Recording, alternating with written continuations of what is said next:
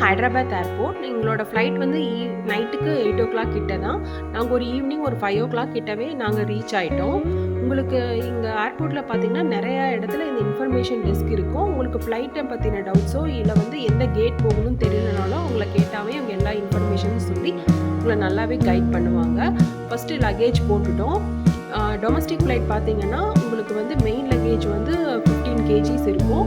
Hand luggage வந்து 7 kg இருக்கும். சில ஐட்டம்லாம் ப்ரொஹிபிட்டட்னு சொல்லி முன்னாடியே மென்ஷன் பண்ணியிருப்பாங்க. அதெல்லாம் நம்ம எடுத்துகிட்டு போகக்கூடாது. ஸோ லக்கேஜ் எல்லாமே எங்களுக்கு வெயிட் எல்லாமே கம்மியாக தான் இருந்துச்சு. டோட்டலாகவே எங்களுக்கு 4 பேருக்கு சேர்த்து 20 kg கிட்ட தான் வந்துச்சு லக்கேஜ். ஸோ அதெல்லாமே போட்டுட்டு இப்போ நாங்கள் செக்யூரிட்டி செக் போயிட்டோம். செக்யூரிட்டி செக் போகும்போது தண்ணி எல்லாமே ஒரு 100 ml கிட்ட கம்மியாக தான் இருக்கணும். அதிகமாக இருந்ததுன்னா டிஸ்போஸ் பண்ண சொல்லிடுவாங்க. நம்ம ஹேண்ட் லக்கேஜில் இருக்கக்கூடிய எலக்ட்ரானிக் ஐட்டம்ஸுமே நம்ம தனியாக எடுத்து வச்சு எல்லாமே செக் பண்ணணும். ஸோ அதை முடிச்சுட்டு இப்போ ஏர்போர்ட்டுக்குள்ளே போயாச்சு. நிறையா ஷாப்ஸ் இருக்குது ஹைதராபாத் ஏர்போர்ட்டில். ஸோ நாங்களுமே நிறைய டைம் இருந்தங்காட்டி எல்லா ஷாப்ஸுமே போய் பார்த்துட்டு வந்தோம். பட் உள்ளே வந்து பார்த்திங்கன்னா உங்களுக்கு காஸ்ட் கொஞ்சம் ஜாஸ்தியாகவே தான் இருக்கும். ஹோம் டெக்கர்லாம் நிறையா இருந்தது. உட்டன் ஐட்டம்ஸ் எல்லாமே சரின்னு சொல்லி போய் பார்த்தோம். பட் காஸ்ட் ரொம்பவே ஜாஸ்தி. ஸோ எதுவும் வாங்கலை, ஜஸ்ட்டு எல்லாமே பார்த்துட்டு மட்டும் வந்தாச்சு. இங்கே ஹைதராபாத் ஏர்போர்ட்டில் நமக்கு வந்து ஒரு என்காம் லான்ச் அப்படின்னு சொல்லி ஒன்று இருக்குது. அது வந்து ஒரு 2 rupees லான்ச்சு. நிறையா கார்டு வச்சுருக்கிறவங்க, கிரெடிட் கார்டு வச்சுக்கிறவங்களும் அந்த ஆப்ஷன்ஸ் வந்து அவைலபிளாக இருக்கும். இந்த லான்ச் எங்கே இருக்குதுன்னு பார்த்தீங்கன்னா இந்த குரோமா தாண்டி கொஞ்சம் தூரம் போனோம் அப்படின்னா நமக்கு ஸ்டார்பக்ஸ் வரும்.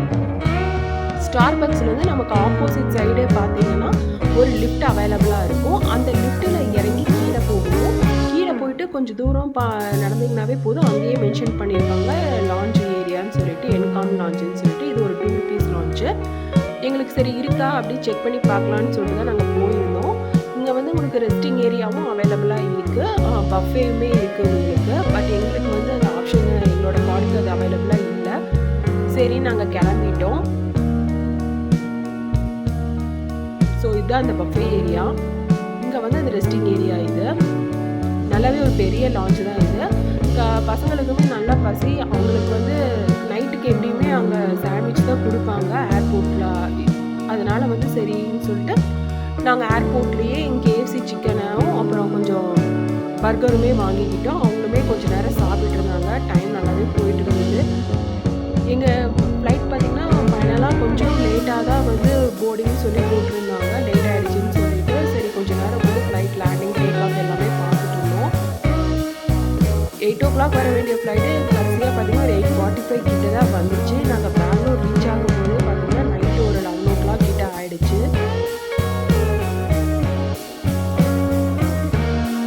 ஸோ ஃபைனலாக கால் பண்ணிட்டாங்க. போர்டிங் ஆரம்பிச்சாச்சு. போர்டிங் ஆரம்பித்த உடனே அப்புறம் எங்களது வந்து நாங்கள் டிக்கெட் புக் பண்ணினது பார்த்திங்கன்னா லாஸ்ட்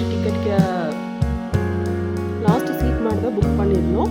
பட் வந்து எங்களை ஃபஸ்ட்டே போர்டிங் கூப்பிட்டுட்டாங்க. ஏன்னா இந்த மாதிரி குட்டி பசங்க இல்லை வயசானவங்க அந்த மாதிரிலாம் இருந்தாங்கன்னா உங்களை ஃபஸ்ட்டே வந்து போர்டிங் கால் பண்ணிவிடுவாங்க.